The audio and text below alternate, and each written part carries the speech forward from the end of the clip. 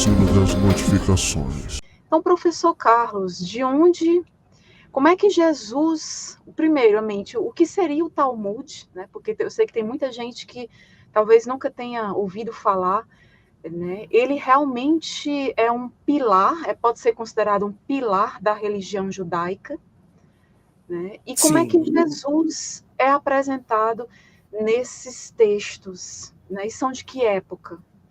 Sim. Primeiro eu quero falar um pouco, né, para a nossa audiência acerca do Talmud de maneira elucidativa, do que ele é, o que ele representa, qual o seu significado para o judaísmo. Então, eu deixei aqui na nossa apresentação. O Talmud é uma coleção de textos sagrados judaicos, onde o conteúdo dos mesmos são as discussões dos rabinos acerca da lei, costumes, ética, moral, dentre outros temas centrais para a cosmovisão do judaísmo. Em termos simples, podemos dizer que a formação do Talmud compreende dois tipos de conjuntos de textos, Mishnah e Gemara. Então, sim, o Talmud, um judeu, obviamente, convertido, praticante, ele vai dizer que não. Mas a verdade é que o Talmud, ele, em alguns contextos culturais do judaísmo praticado, ele vai ter tanta autoridade quanto a Torá, se não mais autoridade, no sentido de que, antes de qualquer interpretação que eu venha fazer da Torá, primeiro eu consulto os sábios, primeiro eu consulto os comentários rabínicos, para depois aplicar as minhas conclusões ao que aquele texto venha a significar. Tanto que a um judeu convertido em diversos ramos do judaísmo, o estudo do Talmud é obrigatório, e não somente num quesito de essencialidade, mas de ser fundamental para a progressão de uma legítima conversão ou iniciação ou vivência da religião judaica. Tá? Então, o que seria a Mishnah? A Mishnah. Este termo diz respeito aos textos reconhecidos como a primeira coleção escrita das tradições orais judaicas, também denominadas como a Torá oral. A Mishnah é reconhecida pela tradição como a primeira obra da literatura rabínica com o material sobrevivente mais antigo. Entende-se na tradição que a Mishnah ela ocupa um grau de importância na época em que ela surgiu, que seria a mesma época da Torá, ou seja, a mesma época do Pentateuco. Porém, entretanto, nós sabemos que o Pentateuco é de redação tardia, é um livro que, em sua construção, livro a livro, desde Gênesis até Deuteronômio, sofre influência de diversas literaturas do antigo Oriente Próximo. Então, se nós fôssemos falar quando que essa Torá oral surgiu de fato, não necessariamente ignorando a tradição judaica, respeitando a tradição, mas olhando do ponto de vista mais acadêmico, teria surgido ali, por volta dos séculos 6, 7 talvez, mas digo século 6, 5, ali antes da Era Comum, antes de Cristo. Já a Guemará, o vocábulo corresponde à coletânea de textos que são comentários rabínicos da Mishnah, Bíblia hebraica e outros temas da tradição. Então você vai ter a Mishnah, que vai ser uma espécie de lei oral que foi transcrita, né, a Torá oral, e você vai ter a Guemará, que vão ser estes comentários da Mishnah, que também vão englobar comentários de outros temas. Ao decorrer da história judaica dos primeiros séculos da Era Comum, foram produzidos 2 documentos designados como Talmud. O Talmud babilônico, Talmúdico Bavli, um texto com provável início redacional por volta do século V da Era Comum, então depois de Cristo, tá? E o Talmud de Jerusalém, também conhecido como Talmud Yerushalmi, mais adequadamente denominado Talmud palestino, texto possivelmente produzido a partir do século IV da Era Comum. Em termos gerais, ambas as coletâneas compartilham da Mishnah. Então, a Mishnah é praticamente a mesma, mas se diferem na Guemará, pois a Guemará do Talmud da Palestina contém as discussões dos rabinos do território sírio-palestino, Tiberíades e Cesareia especificamente. O Talmud babilônico compartilha em sua Guemará as discussões dos rabinos que viveram em território mesopotâmico. Então você tem lá Babilônia, Nerardeia, Nisibis, Marrosa e Pumbedita. Então são cidades que faziam parte ali daquele entorno da cidade de Babilônia, né? Então essas distinções são interessantes e elas vão nos auxiliar a uma compreensão mais à frente dessas tradições que nós vamos apresentar acerca de Jesus. Apesar de existirem indícios de que o Talmud seja, em seus primeiros textos produzidos, uma coletânea de literaturas antigas que remonta ao período babilônico, devemos destacar que o manuscrito completo mais antigo data do século XIV da Era Comum. Também o texto conhecido como Talmud de Munique, Codex Hebraicus 95. Então, o Talmud, nós vamos ver muitos elementos nele da tradição antiga do judaísmo, histórias que, em um certo sentido, vão remontar um contexto histórico com uma certa eficiência. Então, nós conseguimos ver o lastro de quando determinados sábios e rabinos viveram, mas o texto, em sua redação final, o manuscrito mais antigo que nós temos, data do século XIV da Era Comum.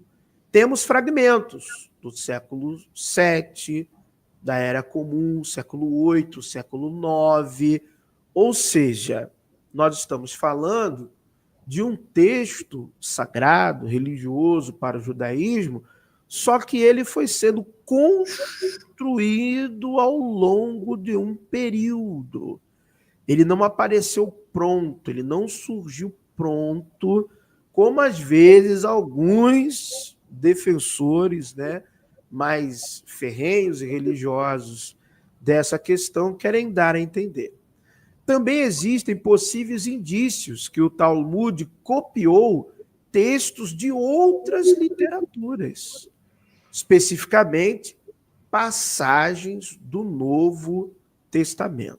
Então, nós temos uma obra de um acadêmico que mostra isso com parte 1, 2, 3, 4, parte 4.1, parte 4.2, que é essa última obra aqui. Então, tem 3 obras que eu recomendo a leitura, que foram aonde se basearam as minhas pesquisas para o conteúdo que vem a seguir, tá? Que é Jesus no Talmud.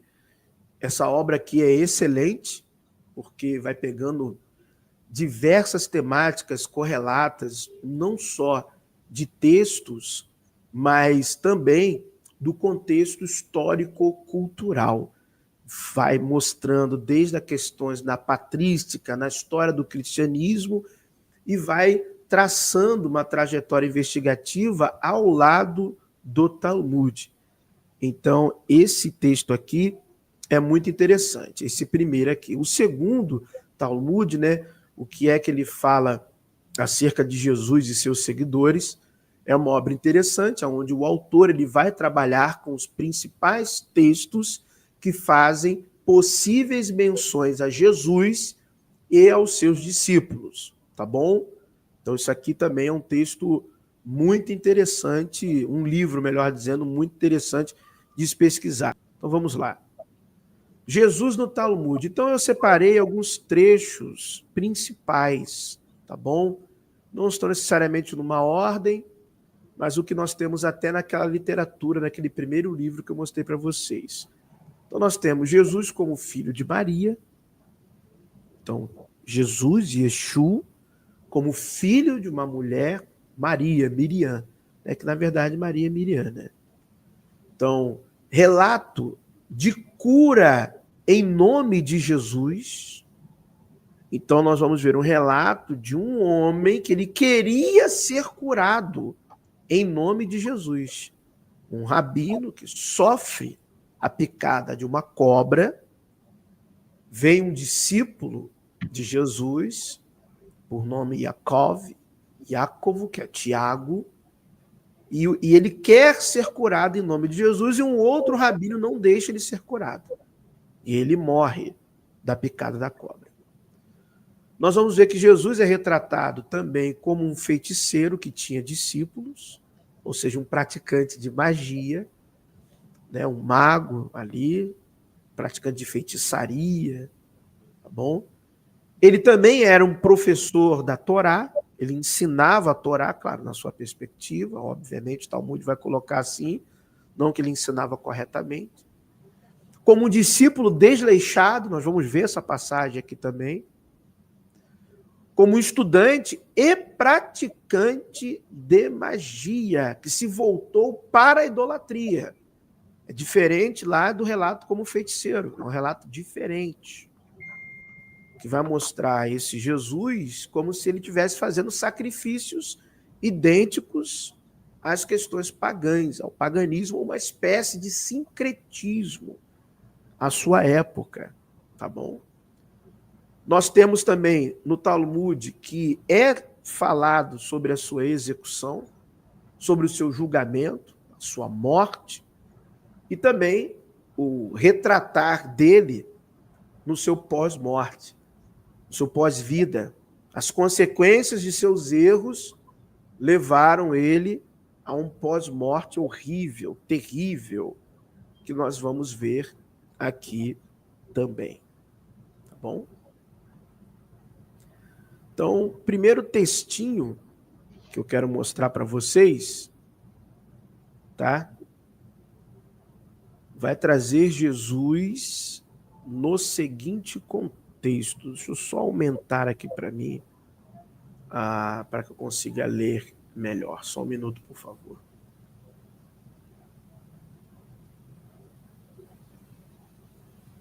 Então, eu não sei muito bem a pronúncia correta destes livros específicos, tá bom, gente, do Talmud. Então, se tiver algum amigo aí que é judeu ou talmudista e souber o nome correto, perdoe-me pela minha pronúncia, tá bom? Então, Gitin 57a. Muito interessante esse texto aqui. Esse texto está se referindo à punição de Jesus.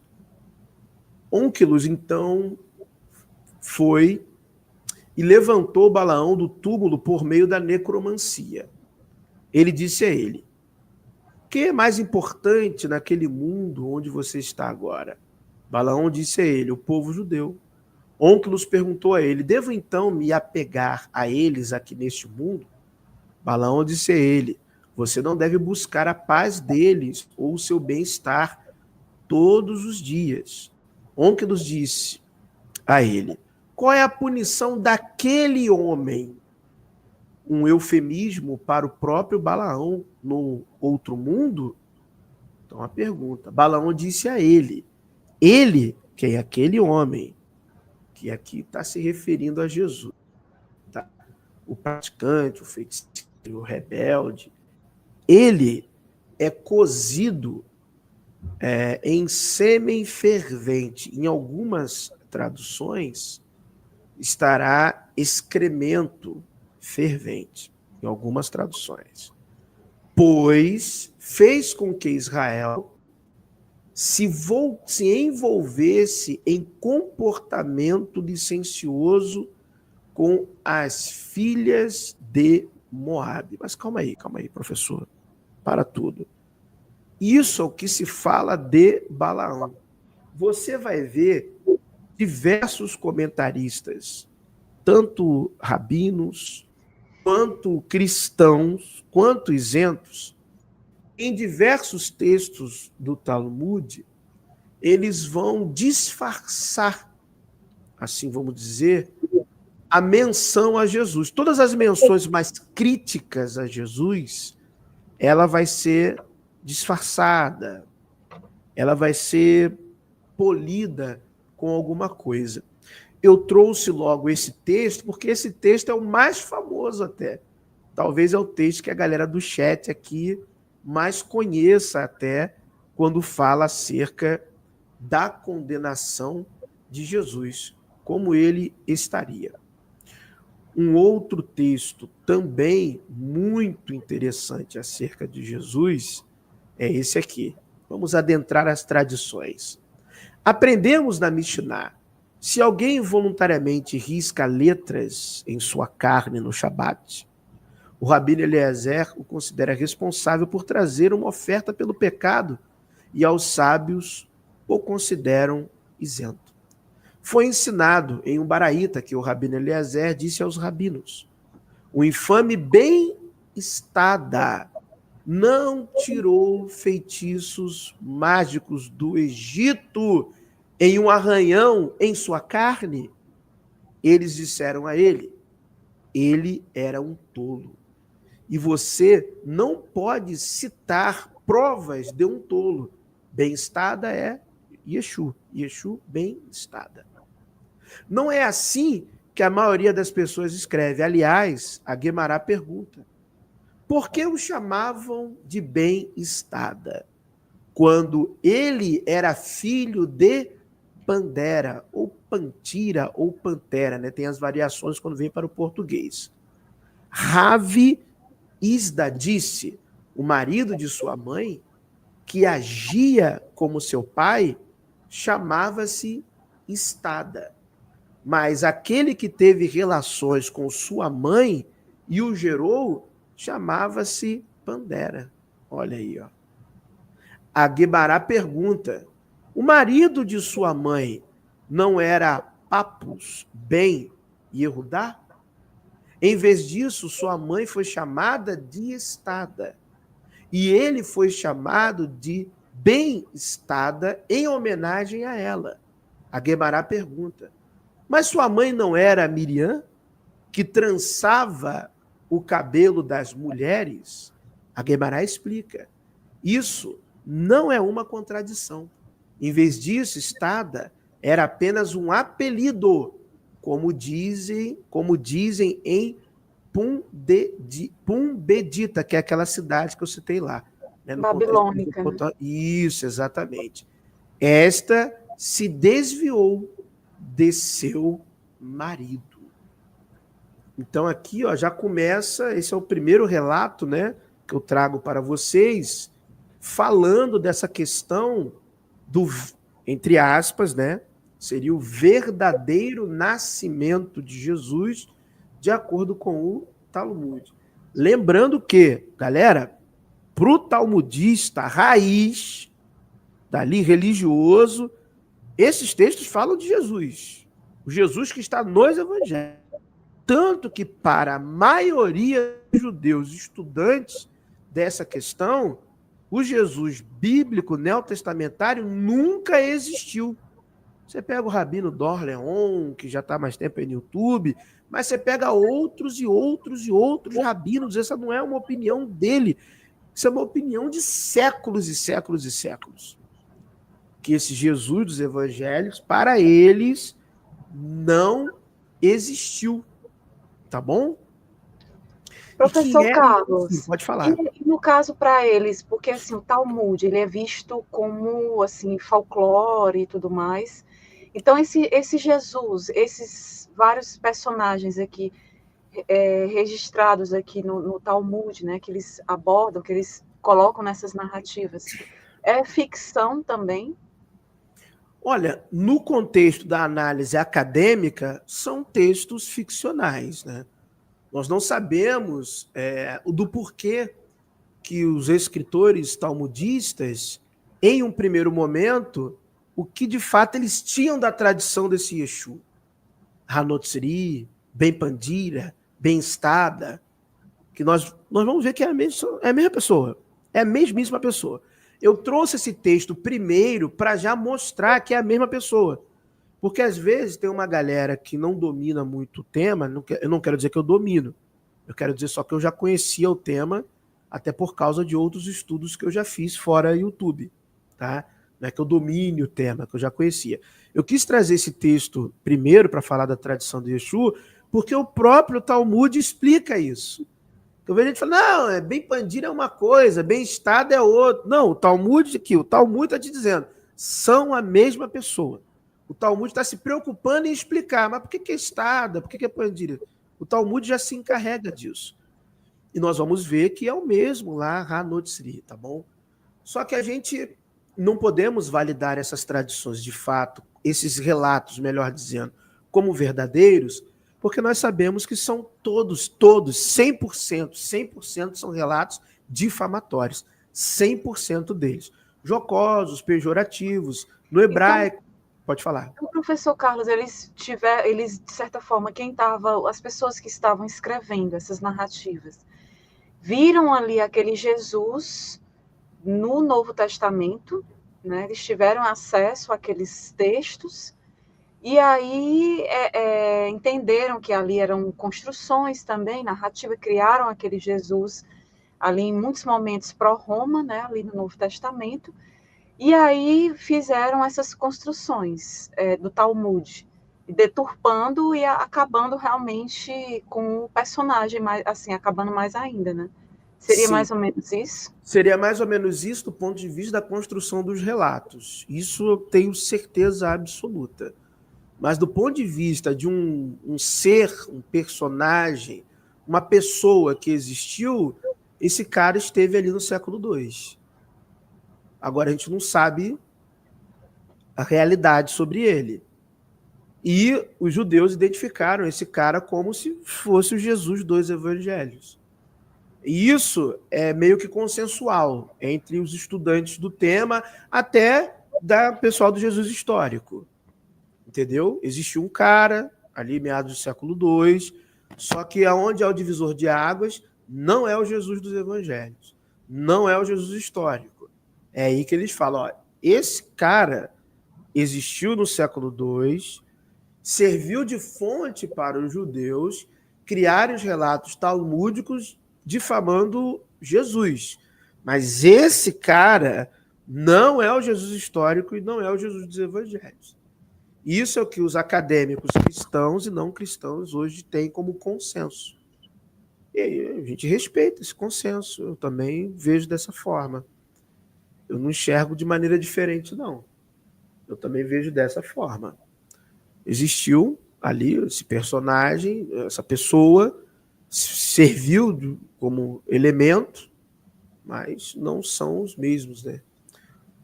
O Jesus da fé não é nem o Jesus da Bíblia. Né? Cada igreja tem seu Jesus. Jesus dos evangelhos ele está bem diferente, né? Um personagem, um amálgama. E no Alcorão, interessante, né? Que no Alcorão Jesus foi um ser humano normal, né? Foi. E um dos profetas deles, né? Mas isso, foi um ser humano normal, não teve aquela questão da ressurreição, né? Não. Se eu não me engano, Jesus está no segundo céu, né? Aguardando lá para o retorno, né? Isso aí. Essas fantasias são fantásticas. São interessantíssimas. O segundo relato aqui. Esse texto também é muito interessante. Vai dizer o seguinte: aconteceu com o rabino Eliezer ben Dama, ou seja, aconteceu de acordo com o Talmud, filho da irmã do rabino Ismael, que uma cobra o mordeu. e veio Yaakov, um homem de Kafar, eu não sei pronunciar isso aqui, Shasnai, para curá-lo, em nome de Yeshua ben Pantera. E o rabino Ismael não permitiu, ou seja, o rabino Ben Dama foi picado por uma cobra, veio um homem, Yaakov, que é Tiago, veio esse homem para curar o rabino Eliezer. Só que o cunhado dele, né, vamos dizer assim, o filho da irmã do rabino Ismael, não permitiu. Não pode, não faça isso. Não. Você não vai ser curado por esse discípulo desse Yeshua aí, não. Pode parando com isso. Ele disse a ele, você não tem permissão, Ben-Dama. Ele disse a ele, eu lhe trarei uma prova de que ele pode me curar. Mas ele não teve tempo suficiente para lhe trazer uma prova antes de morrer. O rabino Ismael disse, Ben-Dama é afortunado por ter partido para a paz eterna e não ter derrubado as cercas dos sábios, ou seja, não deixou vir negócio de magia, essas curas aí. Antes que a retribuição divina viesse sobre ele, como é dito, Eclesiastes 10:8, né? Aquele que derruba uma cerca será mordido por uma cobra. Então, nós temos uma tradição no Talmud de que Jesus ben Pantira tinha um discípulo, Jacó, que é Tiago, né? Quando a gente faz as equivalências transliterativas, e que esse discípulo curava em nome desse Jesus, em nome dele. Então, é um relato que, nós vemos duas similaridades, então. Esse Yeshua, ele é nascido de uma Maria, ele realizava curas e pessoas apareciam ali para curar em seu nome. But if I lay down and I play dead and I stay dead, maybe you'll get sick of being the monster out of my head, under my bed, think you're something out of my nightmares, standing right there. But if I lay down and I play dead and I stay dead, then will you get bored of killing me?